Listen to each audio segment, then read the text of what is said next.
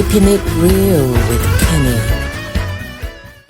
Hello, family, friends, and loved ones. Welcome back to the very first episode of Keeping It Real with Kenny Adeyemo. We are recording live from London. As I told you in my introductory video that I will be back, and here I am.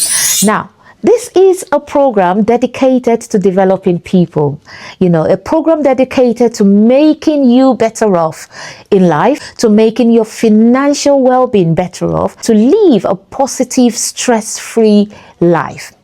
Now, on this program, we will be looking at issues affecting many lives out there. We're going to be looking at mental well-being, financial freedom, family and domestic matters. And we're going to be feeding you with the fruit and the gift of the Spirit and all other issues of life. Okay? A few basic housekeeping rules to note. Okay? Number 1, make sure you watch till the very end. And number 2, please like, share, subscribe, and press the notification button. So when we upload new videos, you will be the first to notice that. Please, please, and please, when you are texting or asking questions, please make sure you use polite language so that we can all but enjoy this podcast, okay? You can text in whatever dialect. If you're not comfortable texting in English, you could text in your dialect. We'll try as much as possible to interpret this, and see how we can answer your questions to the best of our knowledge. Please stay tuned. And today we're going to be focusing on wealth creation. Wealth creation. So we will be exploring ideas on how to become wealthy, on how to be financially free, and we intend to run many series on this topic based on your questions and your feedback. Okay, now on that note, join me to welcome to this podcast a wealth creation coach, Chief Kole Ojo. So you will learn more about him as we dig deep into this topic.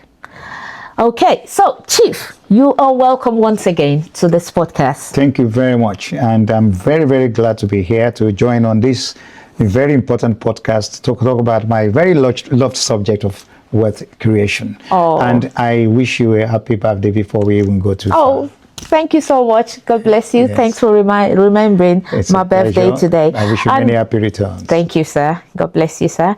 And I've actually, talking about my birthday now, today is my birthday, and I've dedicated it to doing the first recording to the glory of God.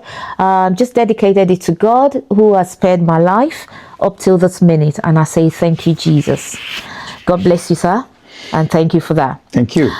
Now, let's start off, sir. Let's dive into today's topic, which is wealth creation. Okay. Now, I have a question for you, Chief. Okay. What do you think is the most important skill that a young person today should have? In order to become wealthy? In order to be wealthy and be financially free. Okay, thank you very much for that question. Before I even go into that question specifically, let me just make some very general comments about wealth creation. Wealth creation is not a matter of luck. Okay. It's not even a matter of accident. It is intentional. You have to be intentional about becoming wealthy. You have to have a plan. You need to have a specific plan also. Okay. And talents are not enough. It's not enough to have talents. You need to know how to convert those talents into what people are going to be willing to give money to you for. Because at the end of the day, we are creations of our values. The more value that we have, the more you are able to give value to somebody else, then the more you are likely to be wealthy.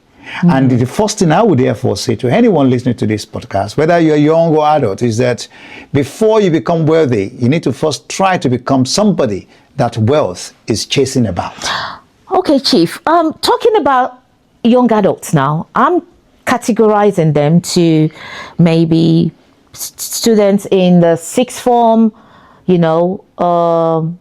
university, probably most have graduated, now working, or young adults that are single or the young couples as well. Yeah. So do we term all those categories into young adults? Well, that's a very important part of the demography, but the demography itself about who is young and old is shifting. To some people, 78 years old is still a young man. And for some people, 10-year-old is an adult, depending on the context, depending on the geographical location, depending on the ability of the said person, depending on the mental capacity of the said child. So really, even children as young as 10, as young as 12, may benefit from wealth creation strategies if they are in the right environment. Jesus Christ was a very good example. From age 12, his parents took him to the synagogue. It depends on the parents you have. It depends on the environment you grow. And Jesus Christ could have been kicking football around on that day. But instead, he went to join the adults, and the Bible told us he was learning with them, and he was educating himself. So I think the demography of who is young, who can enjoy the benefits of this program on wealth creation should be widening up to, secondary school children. Okay. Maybe year 6 or year 5, I don't know how they do it. Year 6, so secondary school is from year 7. Yes. Here in the UK is year 7. Yes. I think in other countries there are different ages. Yes. Yes. So viewers out there, so we're channeling this podcast to children from age of 12. Yes. And above. Yes. Okay, so you could actually gain from this wealth creation coach for today. Yes. Okay. And if any parents love their children and they want them to become wealthy, this is the time for them to get them to sit down and watch this program and watch it to the end. Okay. All right, Chief. Thank you very much for that. It's a pleasure. So, what do you think they could do to be financially free? Very good. So let's go into some specific issues now. The first thing I would say to any young person that wants or that has the intention to become financially free and to become worthy in life is to know how to put God first. It's very important as a young person to know that whatever you become, whatever you want to do, even whatever wealth that you acquire is not by your own. It is God that actually blesses our efforts. Even though it's not going to do certain things for us, which is on the road to becoming wealthy, which I will talk to you about later, but the first thing is to acknowledge God in your life and to make sure that God is the ultimate recipient of all the glories that you may achieve in life. That's the first thing. The second thing, of course, is to have the ability to observe. Now, observation is a very key discipline to have as a young person. And I can tell you that most of my achievements in life came from observation. Okay. Because observation is not taught in schools. Not taught at all. And so when you talk about observation, sir, what in details does that involve? Sitting in the market, in the middle of the marketplace, and watch people go into the market. I mean, if you want to learn about people, you just stay in the marketplace and see how they negotiate, see how they buy, see how they price, see how they talk to themselves when they want to do deals. Go to the library. You see amazing nature of human beings in the library.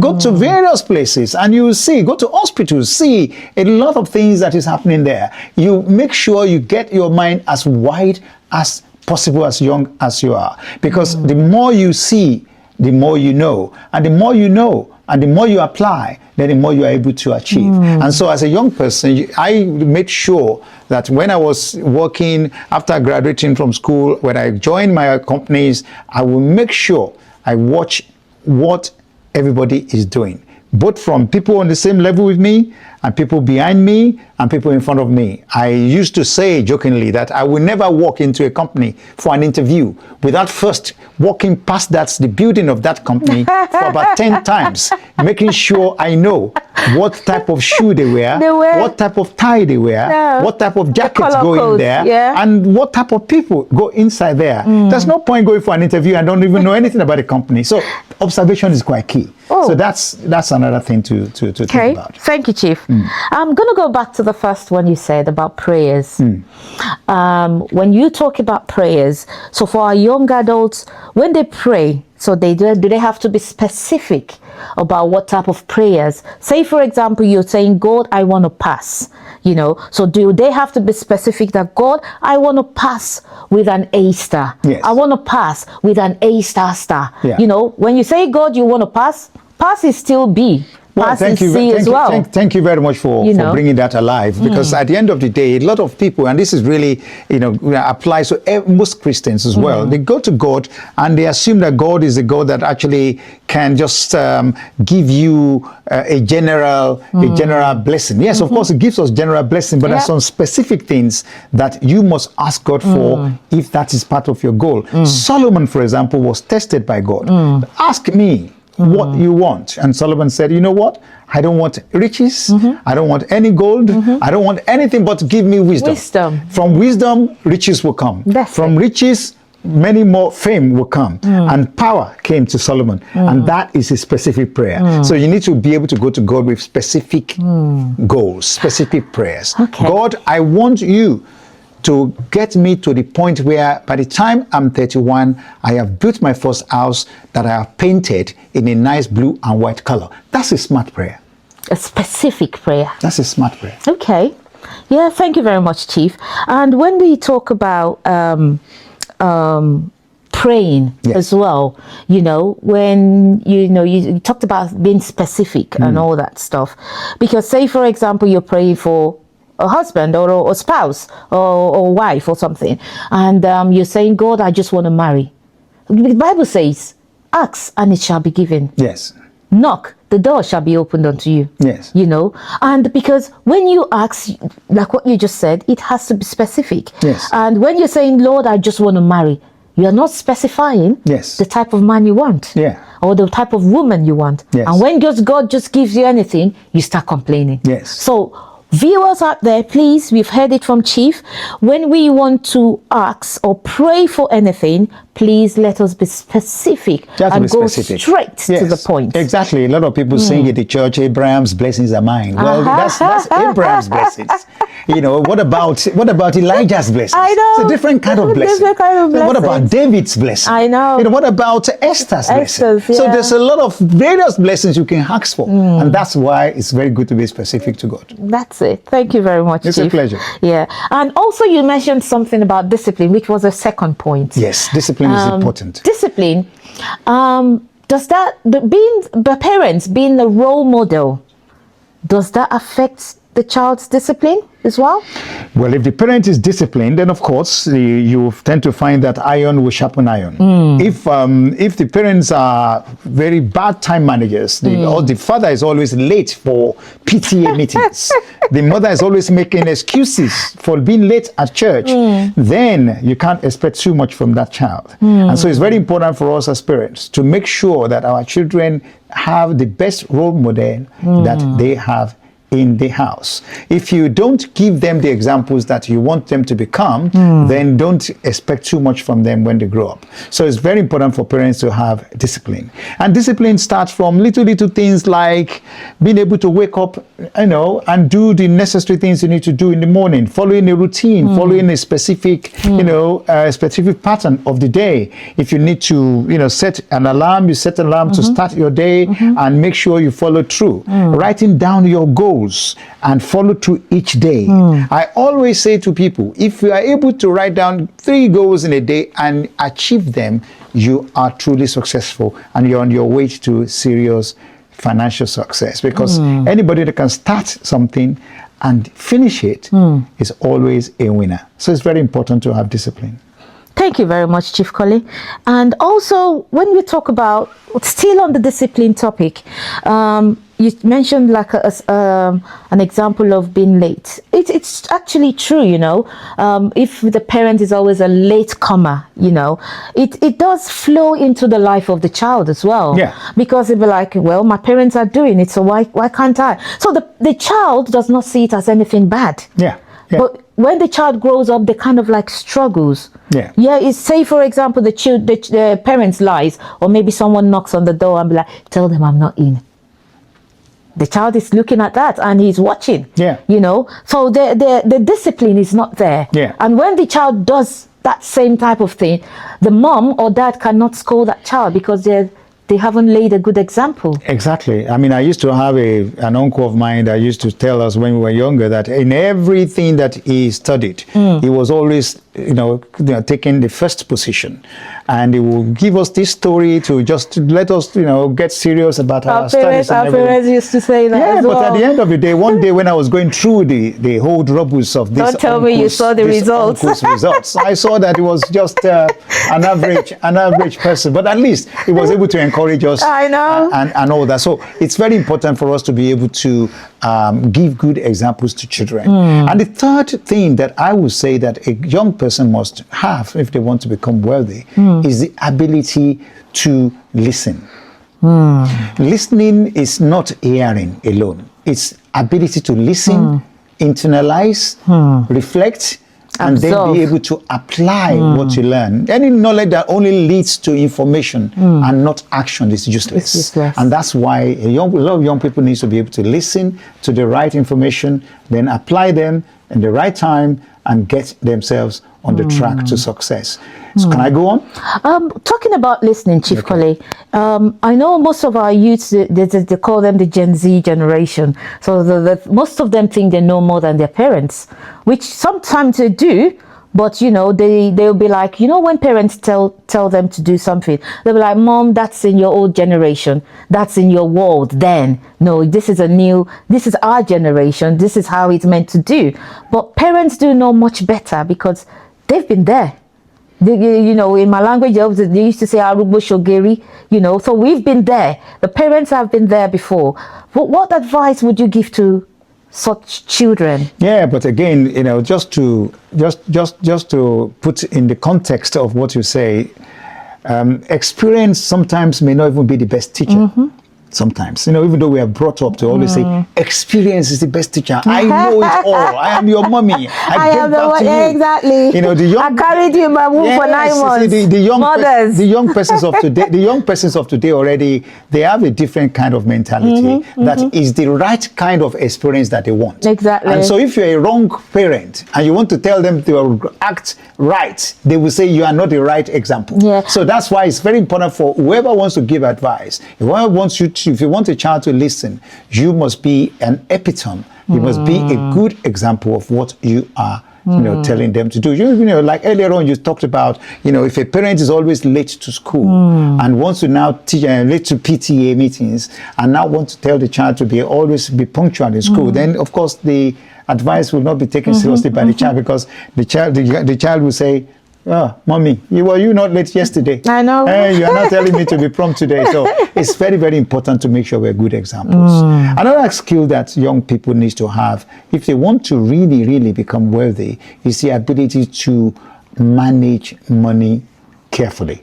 And part of managing money carefully is understanding between cash and bank balance. If you have your cash in your pocket, your cash is king, and you must be able to make sure you manage your cash, because if, for example, the banks are closed or the institutions close down, the cash that you have in your savings, in your house, in your pocket, are the ones that you'll be able to use. So, Chief, are you telling us that we should put our cash in our homes or under our beds? Seriously speaking, the bank is not the right place. I mean, this is another subject. This is a subject for another episode. The banks are not the right place to put your money. That's true. They actually use your money to do many things. So, if you actually keep your cash, you'll be able to do a lot. You can buy a lot. You can make a lot of bargains with cash. Actually, we're going to come back to the market. You find somebody wants to sell something for £15. But it says if it's cash, if you have cash, I'll sell it for £10. I know. I've had a lot of great exploits like that in my life. Yeah. And I've enjoyed having a lot of cash in my pocket. So I don't go out without having at least, good cash in my wallet anytime I go out. So, young kids must be taught that. Okay. Thank you very much, Chief. And we're going to go back to setting goals on children. When we say talking about goals, can you expatiate a bit more about that one? Is it like writing your goals on like sticky notes, pasted it on your wall, and every morning when you wake up, you can read it. I am this, I'm that, I am great, I am this, I've got positive mind, da da da. You know, is it about writing that on your wall, waking up to it, or having a diary where you could write down your goals and you stick to it, and that reminds you and keeps you focused, you know, and you're thinking of what to do next? Thank you very much. I mean, writing inspirational quotes around your, bedside, and on sticky notes on the by the side of the fridge, and all that. They're all part of positive mental attitude, which I want young people to have. You know, I am a winner. I am not poor. Yeah. I will be strong. I am let who the God weak says say. I Let am. the weak say I'm strong. Yeah. All these things are wonderful, inspirational stuff. And God is faithful. God is faithful. Yeah. All these things are wonderful things you can say. But I always jokingly say to people that motivation can only get you so far, but action is the key. is amazing. So action is writing down to say, see the GP on Monday by 10:30.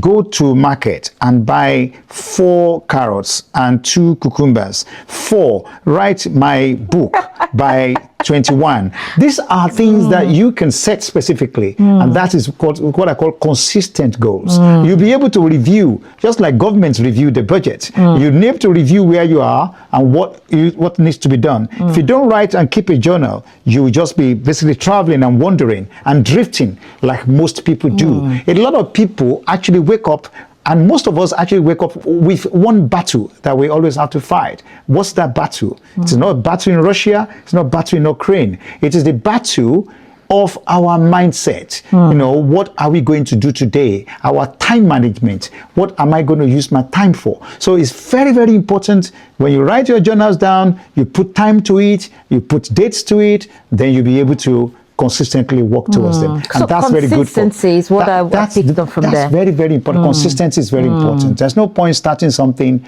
and then you're just lazing around, not doing anything about it, and you think God will just fall down from heaven and start, working on your goals. Yeah. He just needs you to take that step. Yes, because of faith. Yeah, because being a wealthy person makes you unstoppable. And how do you become unstoppable is because you cannot just simply stop working on your goal. The lazy always say they don't know how they're going to start. Well, the answer is just start. Just start. The weak will say, I don't know how to finish this. Well, the only answer is finish it. So it's consistency.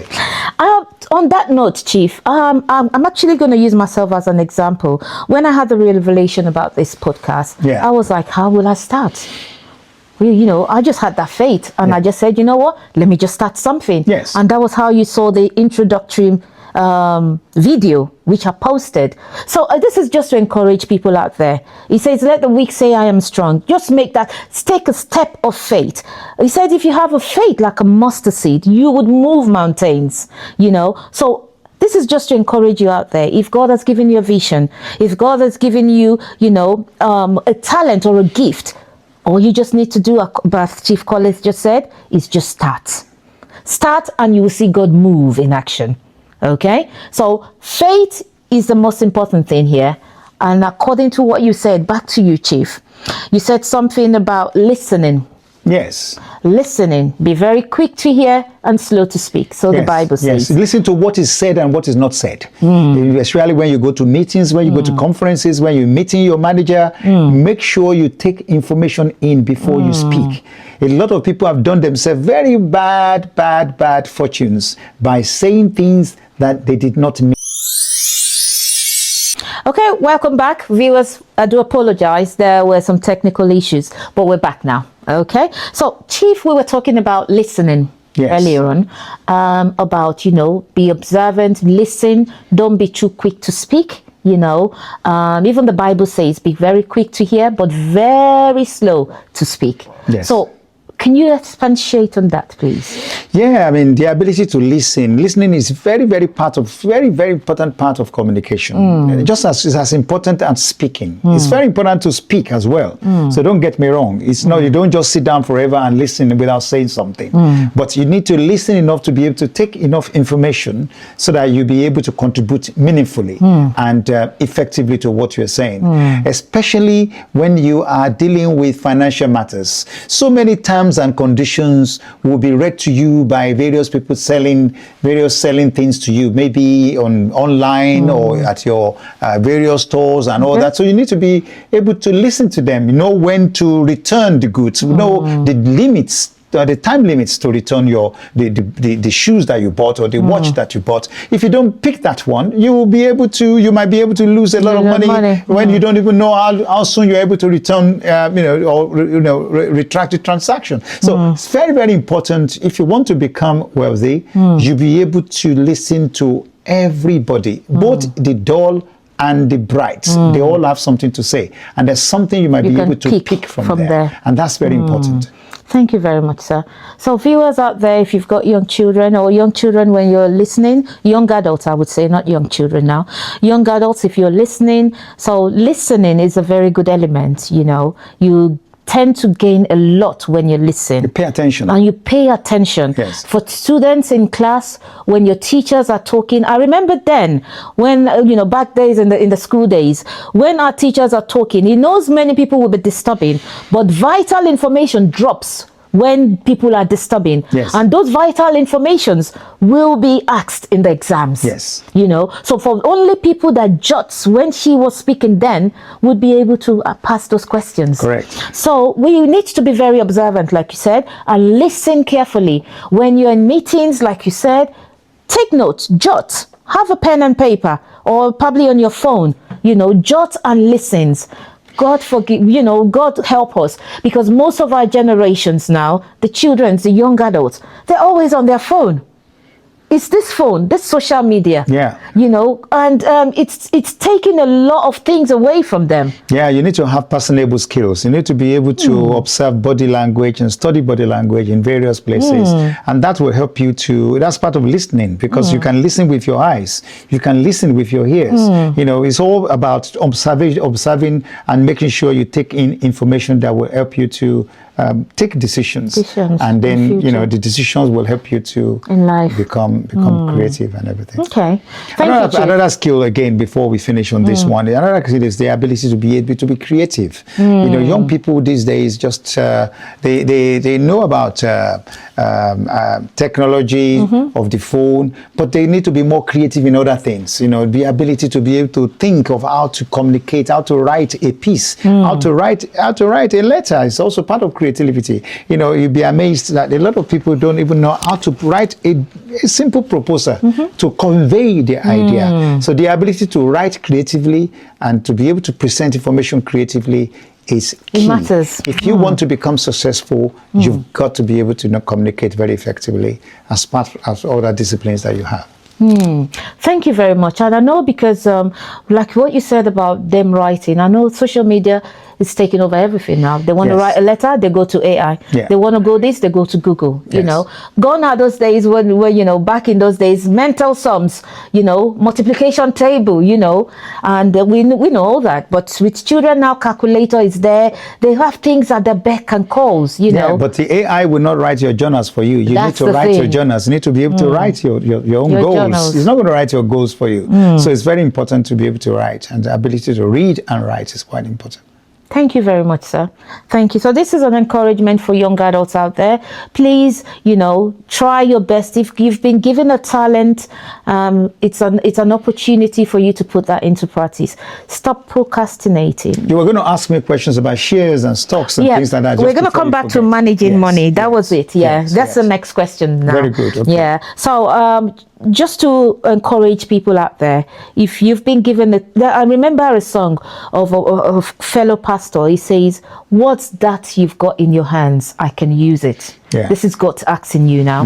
What's that you've got in your hands? I can use it. Yeah. So the gift, he's talking about the gift he's given you. He's talking about the talents he's given you. He's talking about everything that you've got in your hands. He can multiply it. You were saying something about the guy in the Bible that has 2 fishes and 5 loaves of bread and 2 fishes. Yes, and God blessed it. And God blessed it, and it multiplied, and it never finished. There were leftovers. There were leftovers. Thank you. Yes. So if you've got a talent, please, it's just for you to start. Yes. Just start with it. Yeah. Whatever, no matter how just little. Be creative about it. Exactly.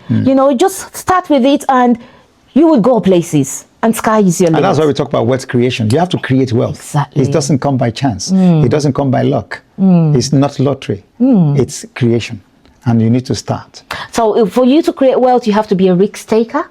It's part of it. You have to be a risk, but again, you need to know how to take risks. Take risks. You need to learn how to take risks. You need to know how to not take risks. There are certain things you need to learn, but the first thing is to start. And you need to start early.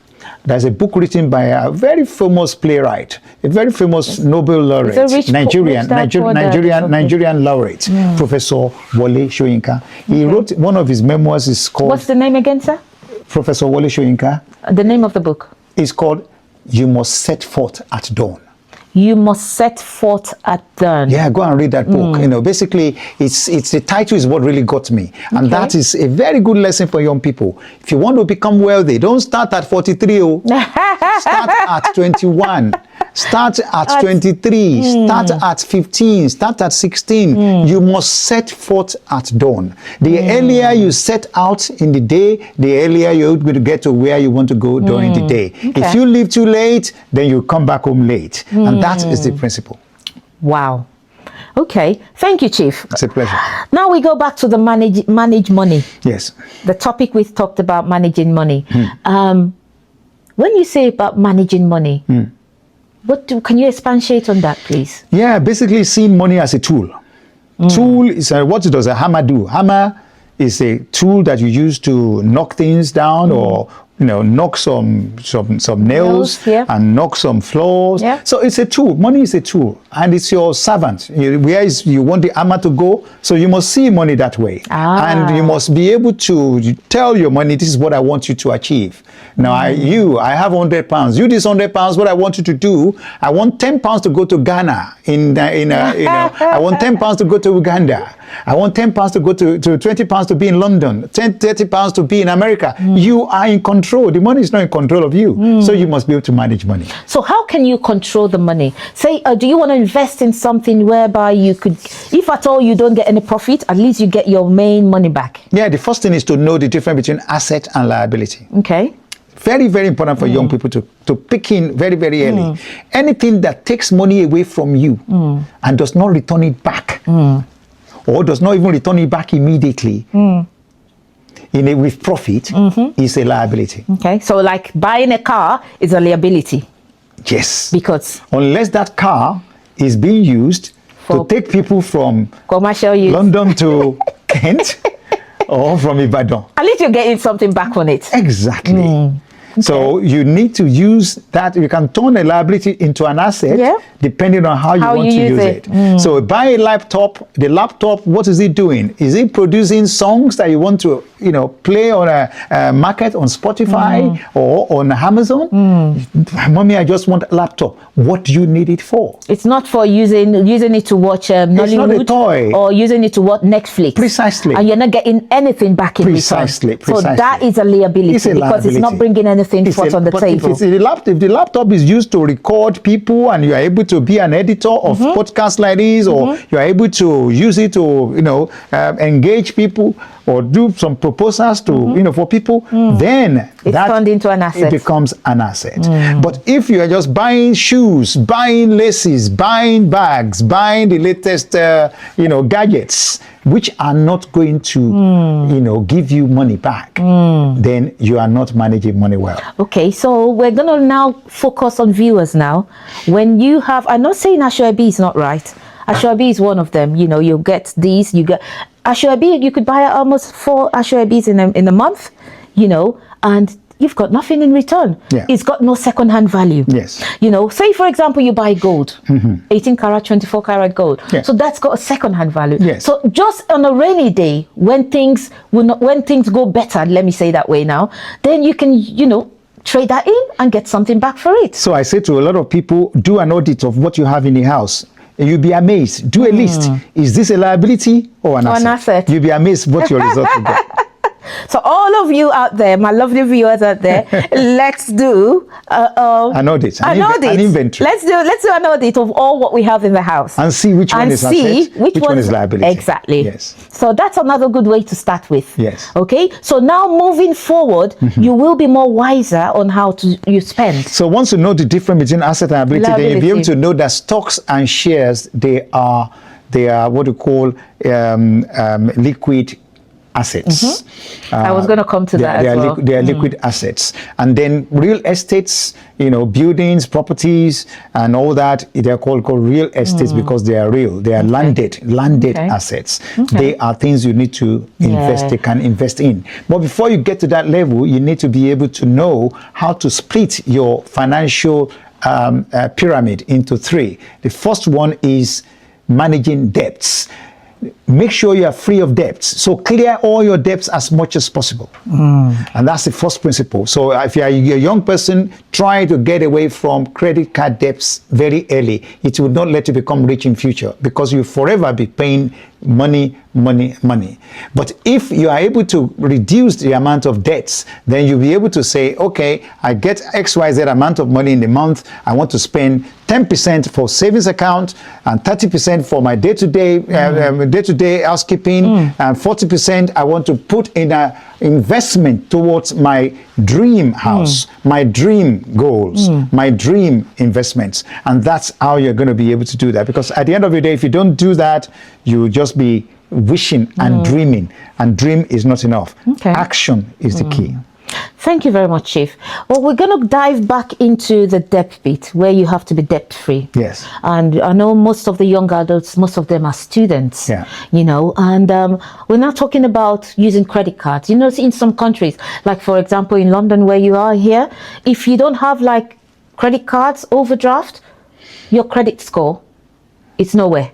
Yes. So how would you advise youths, young adults, about using credit cards and using overdraft? Overdraft, I know with students, it's interest free at the moment, but at least they can manage themselves while in school.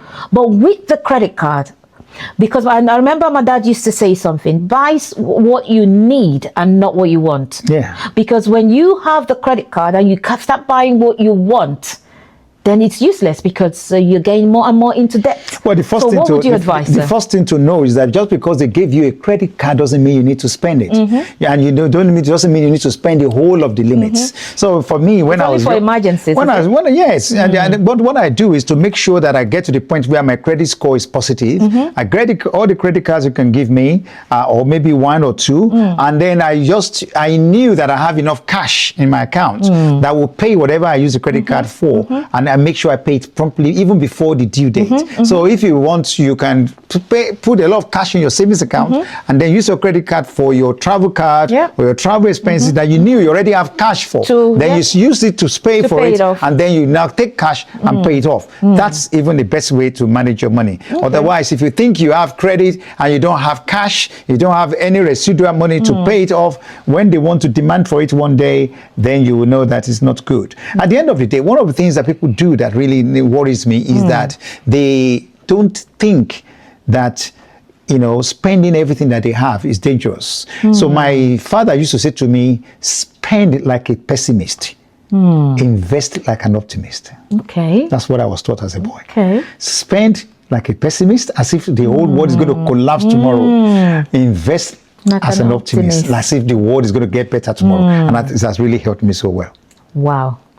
Thank you very much, sir. It's a pleasure. That is very, very educative. I know it's deep. Yeah, very deep as well. So if we say we should dig deep, we would not finish this topic. I know. So what would, moving on now with all our young adults, what would you advise them? Especially, let's go for the students that have graduated and now work in the working class now, and they're looking forward to maybe the next step is marriage. What would you advise that category? Well, for if I want to be very blunt, marriage itself is a liability unless you turn it to an asset.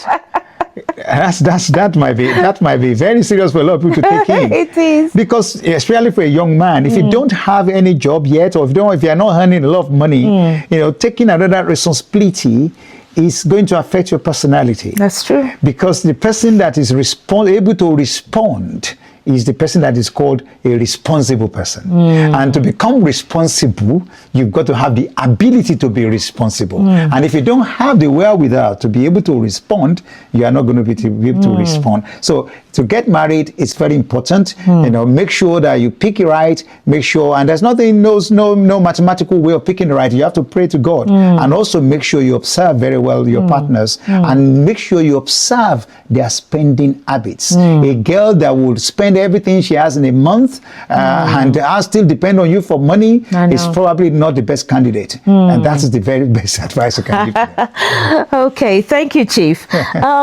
We are going to be talking more about, because I know you mentioned something about adults and marriage. Oh, we need to deal with the adults too. So we're gonna deal with the adults in the next episode, which will be the episode 2. Okay. So, but before we do that, before the end of this episode, if there are any questions, if we can't deal with it now, we will take them in and deal with it in the next episode concerning the young adults. Okay. So we thank you very much, Chief. It's a pleasure. Ojo. It's my pleasure. It's been a lovely, it's been a pleasure having you on this podcast today. Thank you. And viewers, I look forward to being around more. Oh, bless you. That's very nice of you.